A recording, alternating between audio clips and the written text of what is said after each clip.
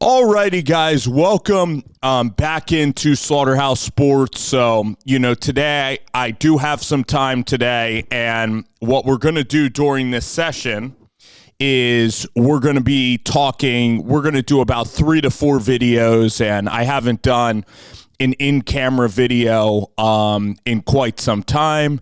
So going to be uploading also maybe some radio show stuff. We talked a lot about the Tush Push. We have a local show in the Philadelphia area, and, that's very prevalent to Eagles football. So right now, I'm going to talk, we have, some NFL topics that we're going to get to. I'm going to talk about Aaron Rodgers and the Steelers. This looks like a formality. I have no idea why this is not, taking place just yet. We still have some quarterbacks that are still on the open market. I still think that Cooper Rush, Trey Lance, Drew Lock, these are still quarterbacks that have yet to kind of sign a deal. And I kind of wonder what the conversations are like, with Drew Lock and Lance and all of these, free agent guys, free agent quarterbacks. But talking about the Steelers, they have a very interesting first-round pick, and then they gave away their second-round pick for DK Metcalf. So kind of how should they proceed? Should they look after Jackson Dart at quarterback? Should they get kind of a rookie guy to come in and compete? Honestly, the way that I see it, in the third round, if Caleb Johnson from Iowa is available, Caleb Johnson has RB1 potential. I think that Cam Skattebo, I love Cam Skattebo because I'm an Arizona State guy. People who watch the show know Cam Skattebo is probably in the top 10. He's probably top 5 favorite college players to ever watch from Sacramento State, and he took Arizona State from an absolute, kind of dumpster fire after Herm Edwards and made Kenny Dillingham and that program relevant. He was amazing. He was probably a top 5 player in all of college football last year as a running back. He should have been at the Heisman ceremony. He was incredible. He won a Big 12 championship. They took Texas to the wire in the Peach Bowl. It was one of the best seasons in Arizona State history, and Cam is honestly a Mount Rushmore Arizona State Sun Devil. With all that being said, how effective will Cam Skattebo be at the NFL level? He's a little bit smaller than like a Caleb Johnson. He has okay speed. He's like a battering ram running back. So these first 4 years, to Cam's credit, he plays the game like there is no tomorrow, so there's no resting with Cam Skattebo, meaning I think he'll be great for about 3 to 4 years, and I always worry about Cam's health because I love Cam Skattebo, but part of what makes him great is that reckless abandon. So I love the way that Cam plays. But I think that guys in this draft like Caleb Johnson, they're just bigger. So if it were between drafting Caleb and Cam Skattebo, unfortunately for Cam, I just think that Caleb is just a bigger back at 6 feet, 6'1". I think that Caleb and Travion Henderson, I think that those two backs have great potential in this class. I think that Judkins and Skattebo are very good, like second punch running backs, very good running backs. Omarion Hampton, I'm kind of out on as a running back because I just think he's too slow. Frankly, I just think that Hampton is a little bit slower. He's going to get way overdrafted. I view him more like DJ Giddens. So I kind of view Hampton as totally overdrafted, as being quote-unquote that disappointment. I don't even want to say the B word on this show. Like bust, I don't want to say that for Omarion Hampton, but I'm not really in the Omarion Hampton business. So if he does great, if he's kind of like Jonathan Taylor, and even Jonathan Taylor, you've seen that he's been inconsistent. I want backs that can hit that home run, that have that versatile potential if I'm going to be taking them first round. I think that Hampton is a solid 1-2 punch power back, could be like a 4th round grade. And then I like DJ Giddens as a guy who has unbelievable speed and contact balance. So if I'm the Steelers at that pick, Emeka Egbuka is also an option.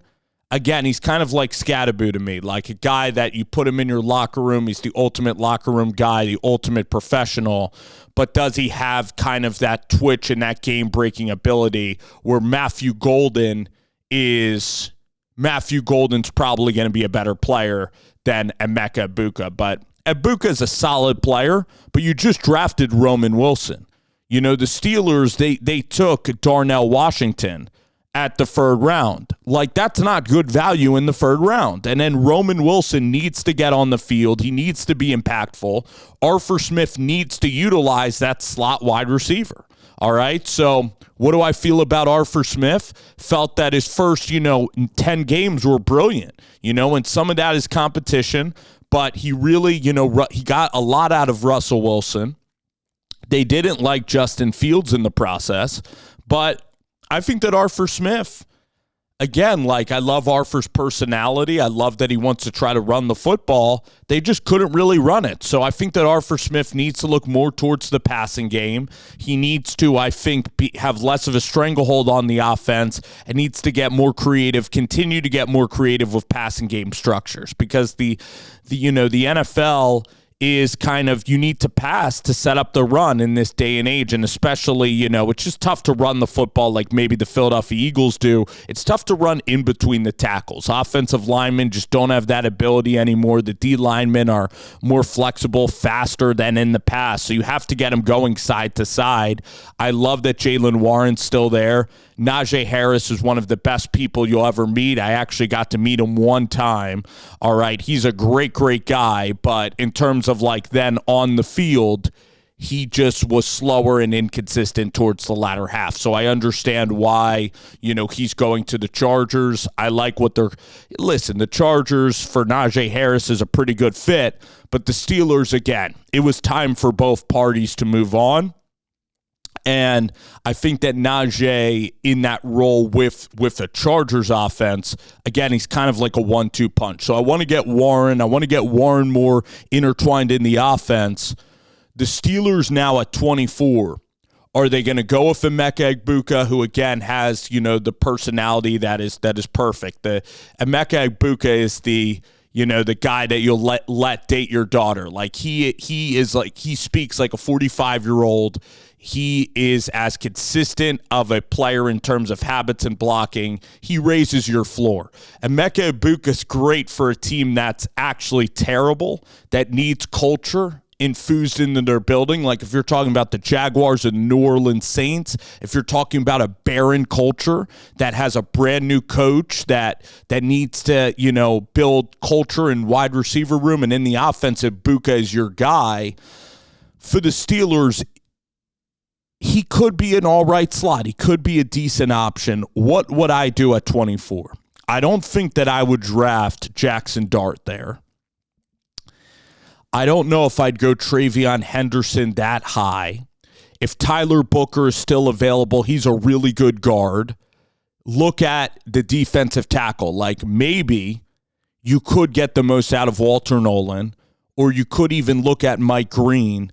So the defensive line is a very, very good group. I'm talking out loud here, and you guys that are Steelers fans are going to comment, what should they do at that 24th overall pick? I'm ruling out Jackson Dart. I don't want Dart. I think that Dart, again, I don't really view him as a consistent starter at the NFL level. He has some good arm strength, but he's a little bit inconsistent mechanically. And I don't even think he has the juice that Tyler Shuck does. A little bit shorter quarterback. I just don't really see it with Jackson Dart. Kind of like Omarion Hampton. So I'll be wrong on those players if it is the case. So Aaron Rodgers is going to come into the fold. The Steelers also need a tight. They really should have looked at Evan Ingram and signing Ingram, because Pat Freiermuth is slow. Their offense is slow in the middle of the field. You have Harris and Freiermuth, and these guys have high floors, but they don't have high ceilings. You need players. You need speed that'll break open a game. So I think Matthew Golden's a possibility. I think Walter Nolan is a possibility. All right, the Steelers, their culture is rock solid. The Pittsburgh Steelers, the one thing about them, they can take guys with quote-unquote character risks. to try to get the highest upside out of him. You know, the Eagles, why did Jalen Carter slip in the draft? It's because of Georgia, because of the driving. It's because of that. And the Eagles had a great infrastructure. The Steelers have a great culture, a coach with a great culture in Mike Tomlin. They are in a win-now mode. They need talent, all right? So if somebody like James Pierce, who you hear is falling because of, off-the-field concerns, honestly, and I'm not making that up, I don't know about that situation, but that's just kind of, in NFL circles, what is being said. The Pittsburgh Steelers can absolutely draft those players because they're in it to win a Super Bowl probably this year. They're going to get Aaron Rodgers. They have 2 stud wide receivers in their prime. TJ Watt is at his prime. And if we're looking at TJ Watt's career as you're playing golf and it's 18 holes of golf, he right now, I think, is a little bit lower at 30 years old than the peak of his career. All right, so there needs to be urgency to win. So this pick at 24, why would you go out and draft a quarterback in Jackson Dart that I don't even think is going to be a good starter? Why would you take a chance on Tyler Shuck if you have Aaron Rodgers? You have to win immediately.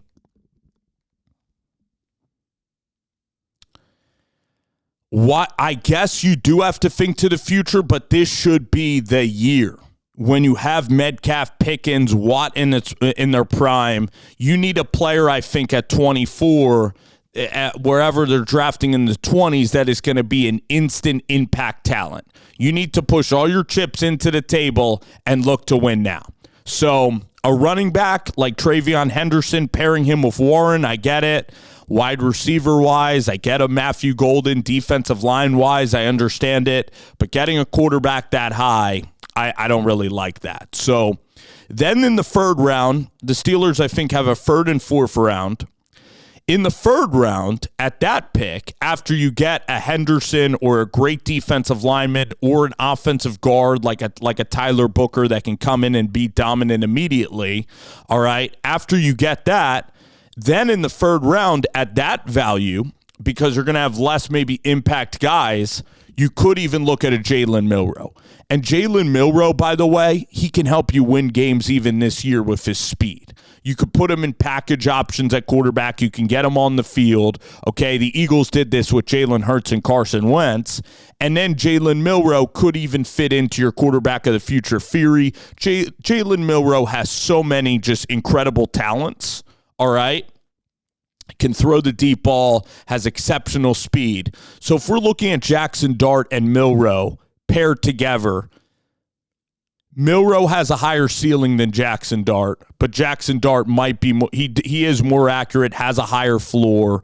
All right, so I get why that will be a conversation, but people are taking Dart in the 1st round, which is too rich, I believe, for a Jackson Dart. So in the 3rd round, you could look at a Milroe, and Milroe, with that running game physicality, he's again one of the highest character quarterbacks in the class, Jalen Milroe. So I would see that. I would kind of be excited about that if I were a Steeler fan. There's also some decent cornerbacks. I know that you have Joey Porter in the back end at cornerback. Looking at safety, I think the Steelers' back end, though, is pretty good. So it's going to be interesting. Maybe a Mykel Williams drops in this draft. Maybe you can go up and get like a really good edge rusher, pair with Herbig and TJ Watt there in this process. Okay, so listen, Pittsburgh Steeler football, guys, it's very interesting right now. What they're going to end up doing. So I wouldn't go quarterback. I think Aaron Rodgers is the perfect option. I'm not in the Omarion Hampton business either.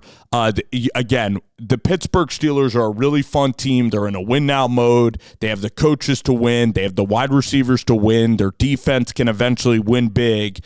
It's just if Aaron Rodgers is going to hit and if you're going to be consistent later in the year. You can't peak in September. You got to peak later in the season. So let me know what you guys think. A little Steelers roundtable talk here on Slaughterhouse Sports.